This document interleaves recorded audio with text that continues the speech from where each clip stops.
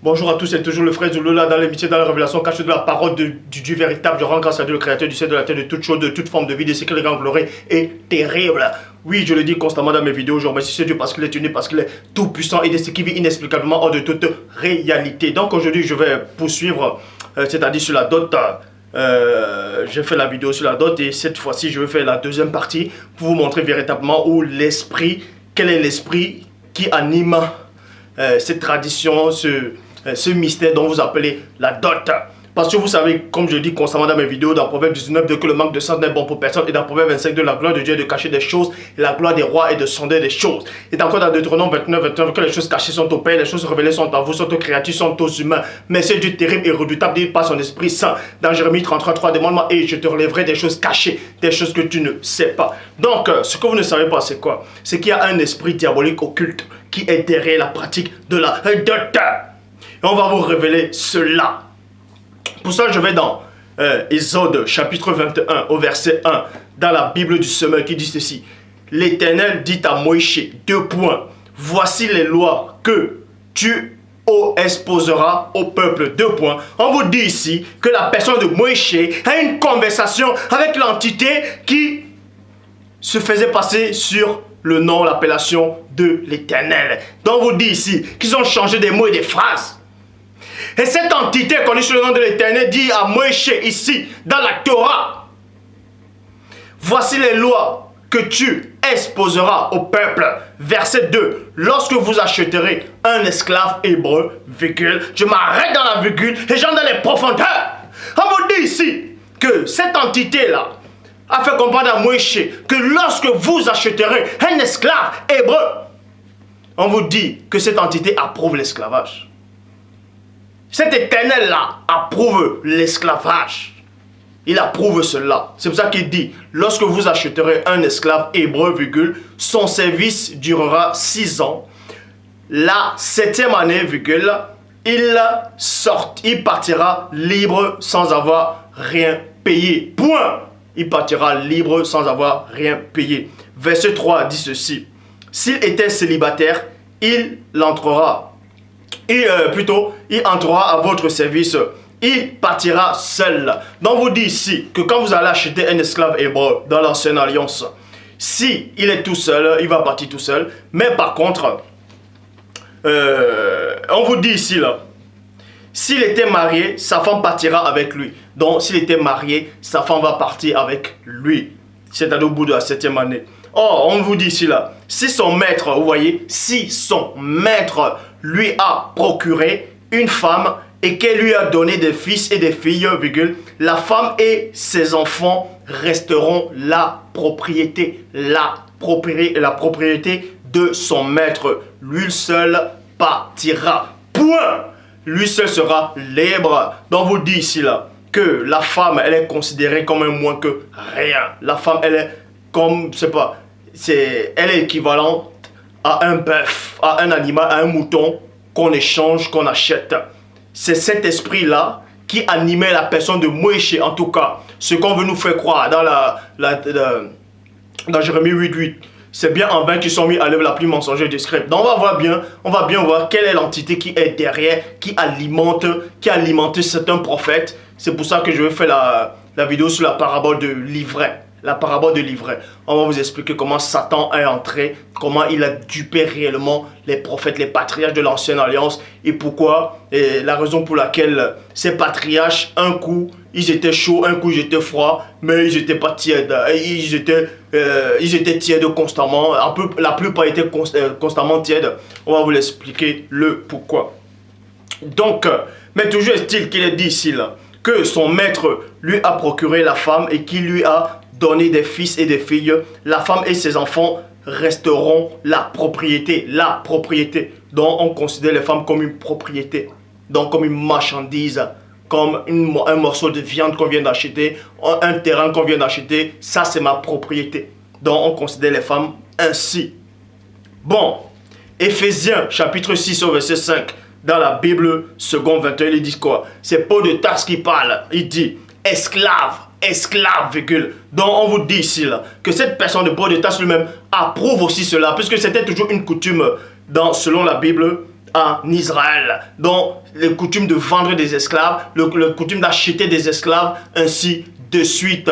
Donc, Paul de Tarse dit ici dans Ephésiens 6, 5, dans la Bible seconde 21, esclaves, obéissez à vos maîtres. Obéissez à vos maîtres terrestres avec crainte et profond respect, virgule, avec sincérité de cœur comme à Christ. Point. Nous allons donc voir ce que lui-même Christ en pense par rapport à ces mots-là, esclaves, par rapport à maître. Dans Matthieu chapitre 23 au verset 8, dit ceci. Mais vous, il s'adresse à ces apôtres. Il dit, mais vous, virgule, ne vous faites pas appeler maître. Dans d'autres versions, il dit, ne vous faites pas appeler enseignant. Mais vous allez remarquer ici, là, parce qu'il est dit dans Job 33, 14 que Dieu parle cependant tantôt d'une manière, tantôt d'une autre, et l'on n'y prend point garde. Ça veut tout simplement dire, quand Christ dit à ses apôtres ici, ne vous faites pas appeler maître, parce que les pharisiens, les hypocrites se faisaient appeler rabbi, c'est-à-dire maître.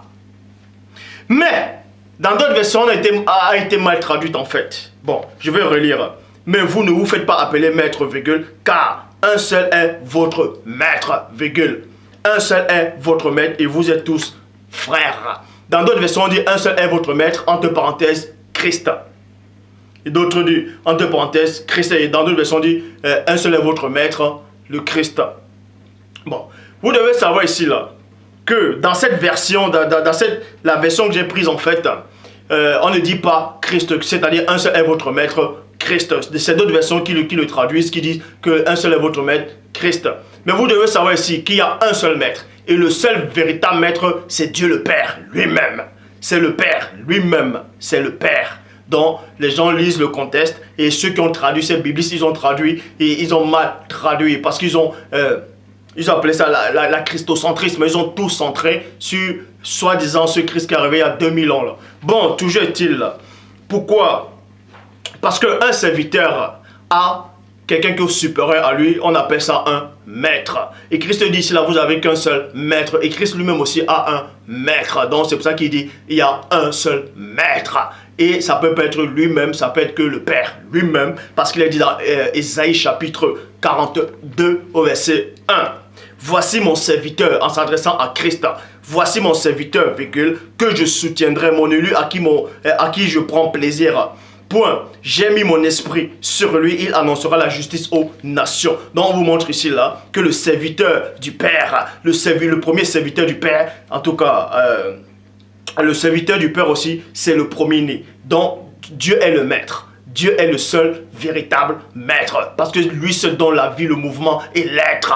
Donc Christ, c'est pour ça qu'il dit à ses apôtres, n'appelez personne maître, car un seul est votre maître. Dans les autres versions qui traduisent que c'est Christ, non. Quoique on sait que Christ est le chef de l'Église, et c'est-à-dire le chef de l'homme, comme Paul le dit dans 1 Corinthiens 11, Christ est le chef de l'homme, et l'homme est le chef de la femme, selon les traductions qu'on a données. Bon, mais, et que Dieu est le chef de Christ, donc le seul maître, c'est Dieu lui-même. Donc quand Christ dit ici, là, n'appelez personne maître, Christ vous démontre par là qu'il ne tolère pas l'esclavage. Il ne tolère pas l'esclavage. Parce que Paul de Tarse dit, tremblez devant vos maîtres, ayez peur d'eux. Et dans l'Ancien Testament, Abraham avait des serviteurs, il avait des esclaves. Les patriarches, tout cela, ils avaient en tout cas la plupart qui étaient riches avaient des esclaves. Et ces esclaves, ils appelaient comment? Ils appelaient maîtres.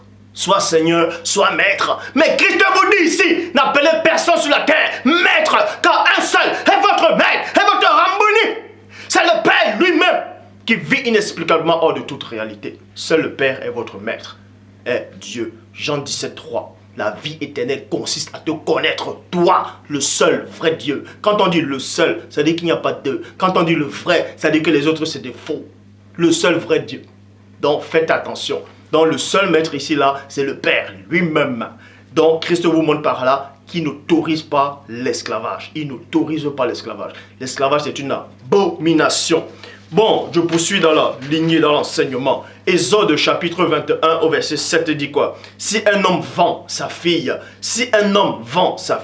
on vous dit ici là que c'est l'Éternel, cette entité-là, qui se faisait passer pour Dieu, a donné des lois à la personne de Moïse en disant, dans Exode chapitre 21 au verset 7, si tu vends ta fille pour être esclave, virgule, elle ne sortira point comme les autres esclaves ont coutume de sortir. Point. Donc on vous montre ici là que ce Dieu-là de l'Ancien Testament, en tout cas celui qui se fait passer, cette entité qui se fait passer pour l'Éternel, que ceux qui se disent chrétiens, que ceux qui n'ont aucune connaissance, aucune base, aucune notion spirituelle, qui dit tout le temps juste, c'est cette entité-là qui les a séduites en fait.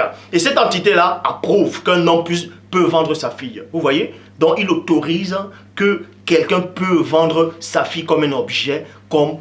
C'est pour ça qu'ils disent là, si un homme vend sa fille, si un homme, ça veut dire qu'ils avaient coutume à le faire. Donc, cette entité-là approuvait déjà ça. C'est pour ça qu'il dit ici, là.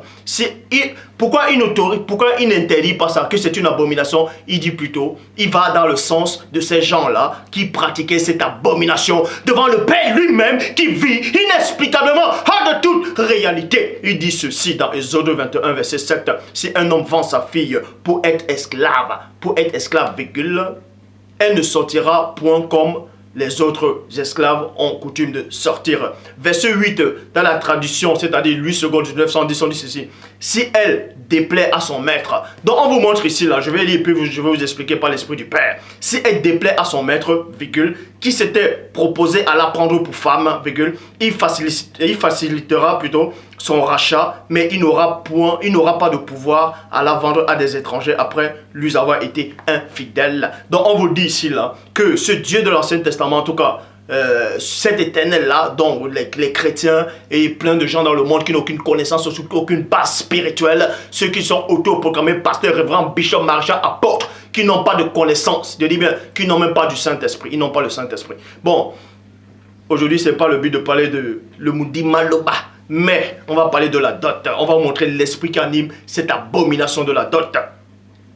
On vous dit ici là, cette entité qui apparaît à Moïse au buisson ardent, en tout cas, cette entité qui apparaît à Moïse au désert, selon la Torah ça veut dire la loi, selon la loi, cette entité a fait comprendre à Moïse que un homme peut vendre sa femme. C'est pour ça qu'on dit ici là, si un homme, ça veut dire que quand vous tolérez quelque chose, c'est-à-dire, quand vous ne condamnez pas quelque chose, c'est que vous tolérez la chose, c'est que vous approuvez la chose. Donc on vous montre aussi que cette entité-là approuve la chose. C'est pour ça qu'il dit, si un homme vend sa fille pour être esclave, pourquoi il n'a pas interdit ça?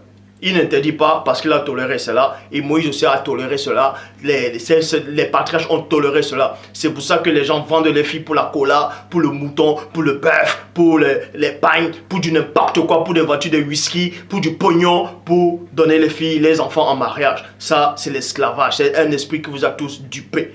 Donc, si elle déplaît, on vous dit ici là, que cet homme-là, l'homme-là, s'il vend sa fille, puisqu'ils avaient coutume à le faire, donc un homme, il vend sa fille à quelqu'un en mariage. C'est ça qu'on dit ici là. Il vend. Et maintenant, cet homme-là qui récupère, il donne l'argent aux parents. Et en Inde, même en Inde, on vend des femmes en Inde, si vous ne savez pas. Avec 300 euros. 300 euros, c'est même beaucoup. Avec 100 euros. 100 euros, vous allez en Inde, vous achetez une femme. Vous la ramenez. Avec 100 euros. Donc, si vous ne savez pas, ces abominations existent encore.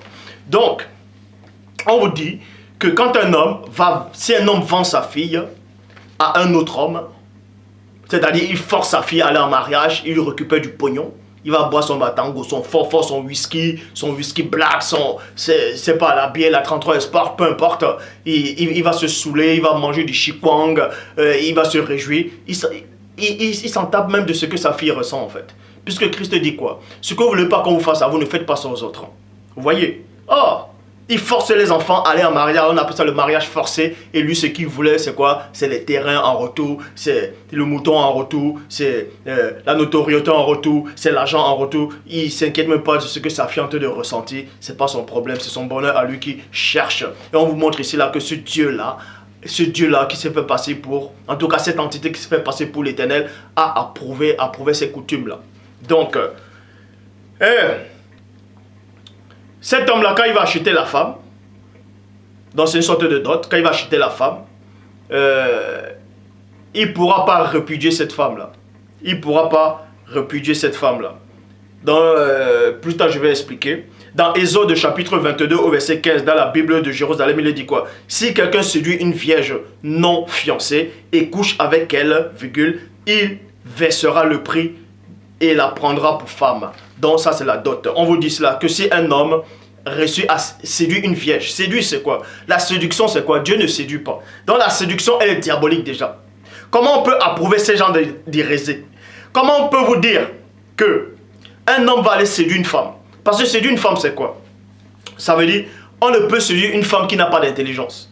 Parce que si une femme craint Dieu, si une femme a l'intelligence, si une femme craint le Père, elle ne peut pas permettre qu'on puisse la séduire. Elle ne se laissera pas séduire. Vous voyez? C'est pour ça qu'il est dit, une femme intelligente a un don de Dieu. Donc la femme qu'on a réussi à séduire ici, là, dans Exode chapitre 22, verset 15, dans la Bible de Jérusalem, si quelqu'un séduit une jeune, si quelqu'un séduit une vierge non fiancée et couche avec elle, il versera le prix et la prendra pour femme. Bible du semeur, il devra payer sa dot et prendre pour femme.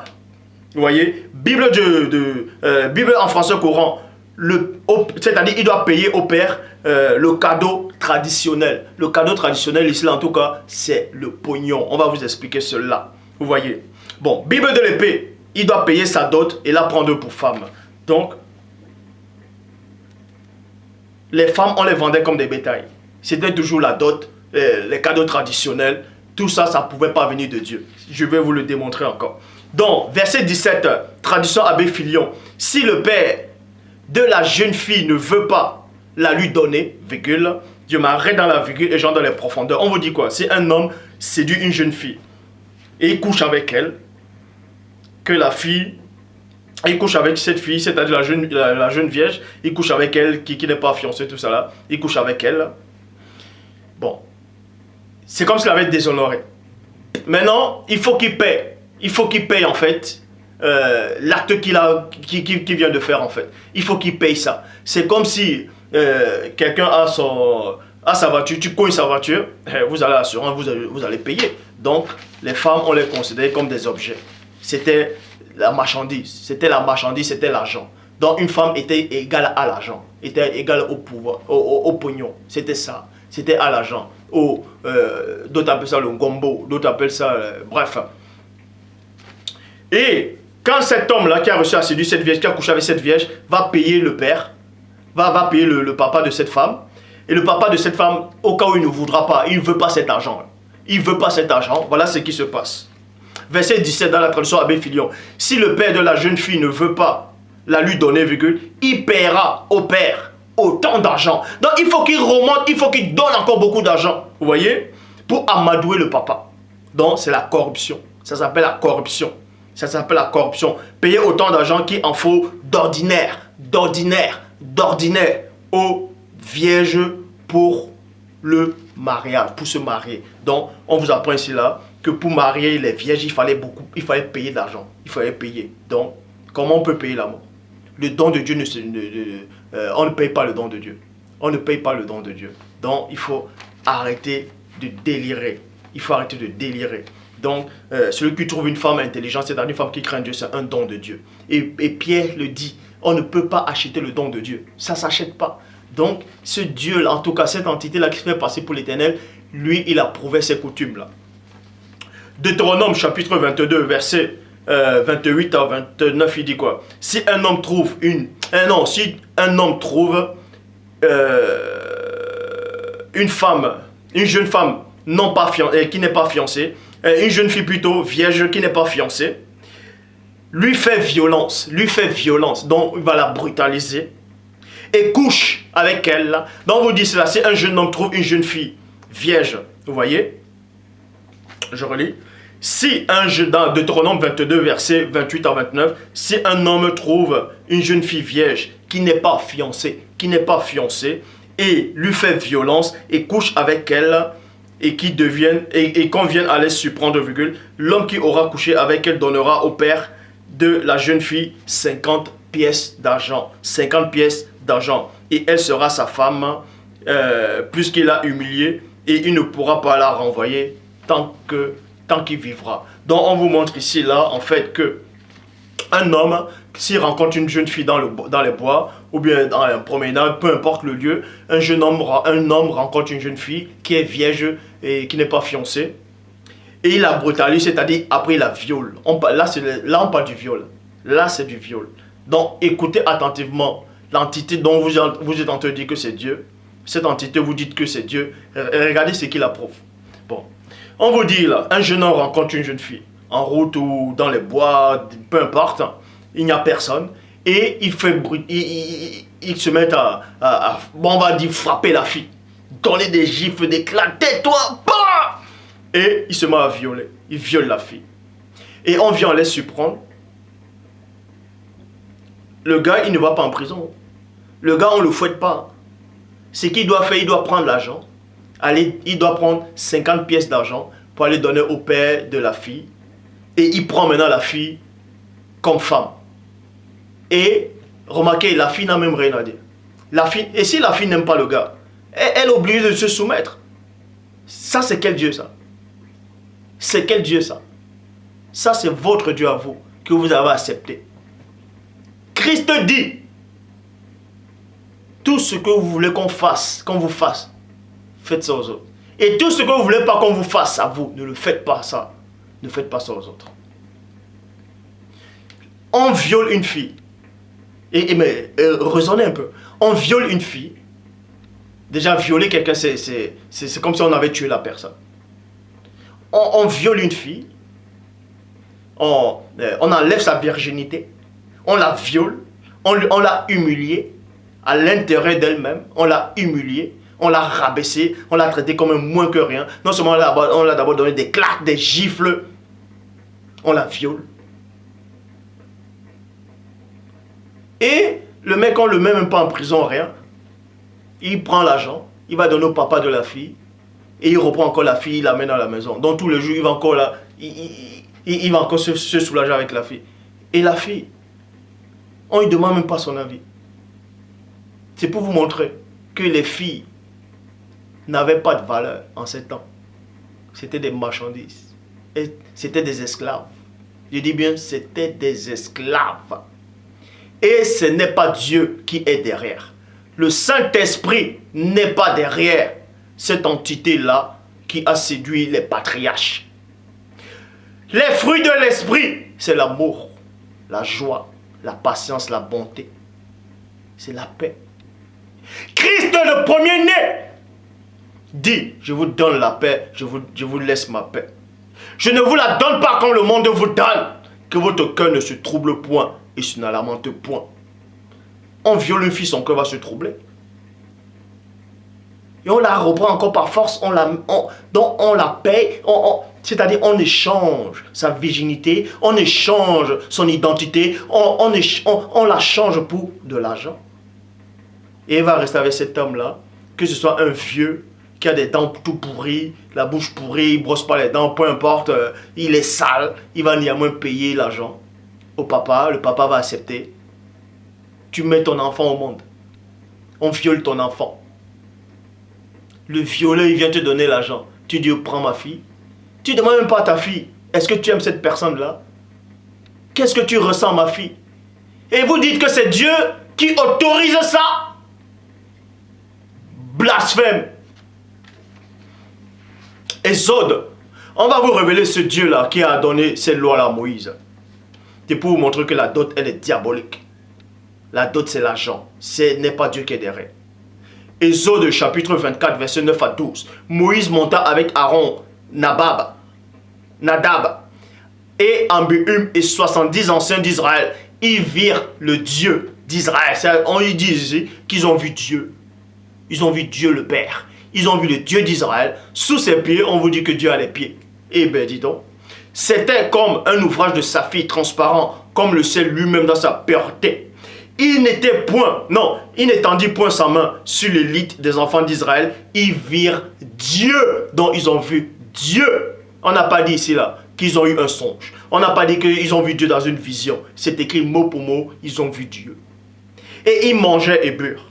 Vous voyez, point. Maintenant on dit ici là, l'Éternel dit à Moïse, monte vers moi sur la montagne et reste là. Je te donnerai des tables de pierre, la loi et les ordonnances que j'ai écrites pour leurs instructions. Donc, on dit que l'Éternel a écrit les tables de pierre, tout ça là, des instructions. Et dans ces instructions, on vous dit, vous pouvez aller violer les femmes, vous pouvez, si on viole ta fille, si quelqu'un viole ta fille, ne le mets pas en prison, c'est pas grave, ne va pas voir le juge, va plutôt, prends juste l'argent du violeur et tu donnes ta fille, tu donnes à la merci. Le gars va dire, ah, ton papa t'a vendu, viens là, il prend pas les cheveux, viens maintenant. Tu m'appartiens, tu es ma priorité et ma propriété. Ça va être comme ça tous les jours. Mais réfléchissez, c'est quel Dieu ça? Hein? Arrêtez de délirer complètement. Bon, on vous dit ici là que Moïse, Aaron, Nabad, Ambium et 70 anciens d'Israël ont vu Dieu. Et ce Dieu-là les a donné cette ordonnance-là. Ce Dieu-là a approuvé la dot. Ah! Le premier-né, le vrai premier-né dit ici, dans Jean 1, 18, personne n'a jamais vu Dieu. Personne ne vit jamais le Père, qui vit inexplicablement hors de toute réalité. Aucun humain n'a vu Dieu à aucun moment. Mais on vous dit néanmoins que Moïse, Aaron, Nabad et Ambium et 70 anciens d'Israël ont néanmoins vu ce Dieu. Or, Christ vient dire, personne n'a jamais vu Dieu. Alors, si personne n'a jamais vu Dieu, c'est alors quel Dieu que Moïse a vu sur la montagne? C'est quel Dieu qui a écrit les tablettes là? C'est quel Dieu? C'est quelle entité là qui a apparu au patriarche? Qui dit, payez la dot. Tradition Abbé Filion, nul n'a jamais vu Dieu. 1 Jean 4, 12. Personne n'a jamais vu Dieu. D'arrêter de délirer. La dot, je le répète encore, c'est une abomination. Ce sont les faux juifs qui sont venus prendre l'histoire des Noirs. Et je referai encore une vidéo pour ça, pour vous démontrer encore comment ça s'est réellement passé. Je dis bien, comment ça s'est réellement passé. Avec des preuves à l'appui, comme je donne constamment des preuves. Les faux juifs sont arrivés, ils ont pris l'histoire des Noirs. Ils ont trafiqué l'histoire. Ils ont modifié les noms, les lieux de naissance. Ils ont écrit la Bible avec. Ils ont écrit la Torah. Ils ont modifié. Ils ont fait croire que ça émanait d'eux. Ils ont changé des lois.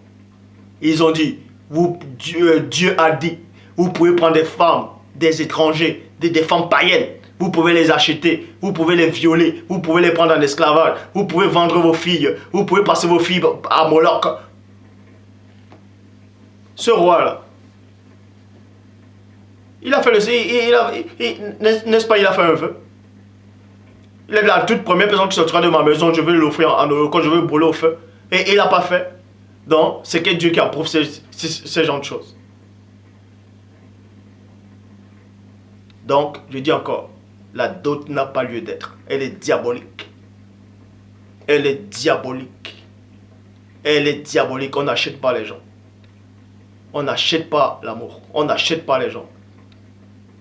C'est diabolique. Vous avez reçu gratuitement, donné gratuitement. Arrêtez de dire cadeau traditionnel, un symbole. Il n'y a pas de symbole. La parole, elle déclare. Celui qui trouve une femme intelligente. C'est une femme intelligente, c'est celle qui craint Dieu. C'est un don que Dieu lui accorde. Et Pierre dit qu'on n'achète pas le don de Dieu. Le don de Dieu ne s'achète pas. Dans la prochaine vidéo, par la divine puissance du Père, je vais exposer ces faux juifs là, soi-disant qu'ils sont en Palestine, qui font croire aux gens, à l'humanité, que c'est eux les vrais Hébreux, n'importe quoi. Et les Noirs qui sont déracinés complètement, ils sont là, JC m'a sauvé, au nom de JC on est sauvé, Baliven. On vous a déraciné, vous ne connaissez pas votre histoire, on vous a déplumé complètement, j'ai honte pour vous. Vous n'avez plus de chromosomes, on vous a... Franchement, libérez-vous. Il faut la libération spirituelle, mentale et intellectuelle. Vous venez lire, la Bible dit, JC a dit, JC est Dieu le Père, qui s'est débrouillé, qui a plusieurs facettes, n'importe quoi. Les gens sont venus, on vous a colonisé. On colonise même vos façons de voir, de penser, de réfléchir. Réveillez-vous. Réveillez-vous. Les scientifiques disent que le premier homme était noir. Mais quand on représente l'homme de la Bible, à soi-disant Adam, on le dessine blanc. Et quand on dit Adam était noir, ah non, ça n'a aucune importance. Vous êtes devenus des moutons. Même les moutons réfléchissent mieux que vous.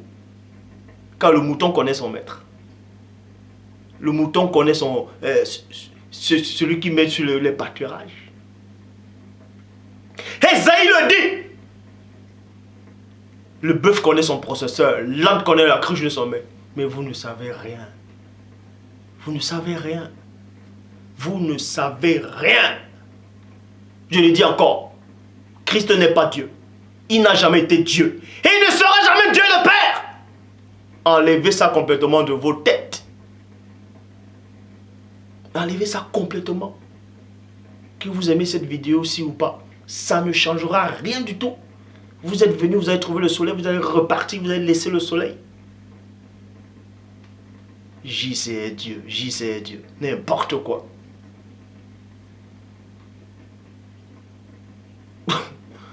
Ô Père, puisse le pardonner.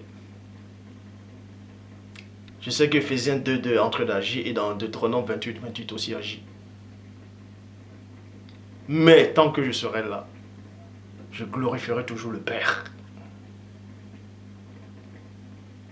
Donc dans la prochaine vidéo, je vais vous démontrer avec précision comment ces faux juifs là ont fait. Comment en tout cas les ancêtres, les Néphilim l'ont fait. Pour duper le peuple de Dieu, pas des entités. Comment ils ont pris l'histoire des Noirs. Ils ont trafiqué l'histoire des Noirs. Ils sont venus écrire la Bible avec. En disant que ça s'est passé en Palestine. Là, ça s'est passé en Turquie, en Europe, le mont Ararat. Et vous êtes là. Amen. Donc, il faut bénir le peuple les Juifs qui sont là en Palestine. Si vous les bénissez, ce peuple de Dieu, ils sont là, les Noirs qui sont déjà déracinés, qui ne connaissent pas leur propre histoire. Ils viennent en Europe, dans d'autres pays pour apprendre l'histoire, trafiquer déjà. Et ils acceptent ça. Et c'est eux les premiers à se mettre sur YouTube. Oh, la Bible dit, JC a dit, il faut bénir le peuple des Juifs et Dieu va vous bénir. Amen, amen. Vous savez ce qui veut dire amen?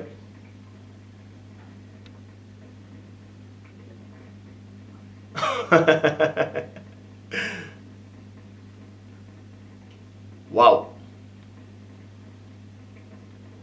Quand je venais dans ce monde, on m'avait prévenu que l'humain était ainsi. Maintenant, je vois encore. Je vois réellement que c'est grave. Mais c'est grave. C'est grave. C'est grave à ce point.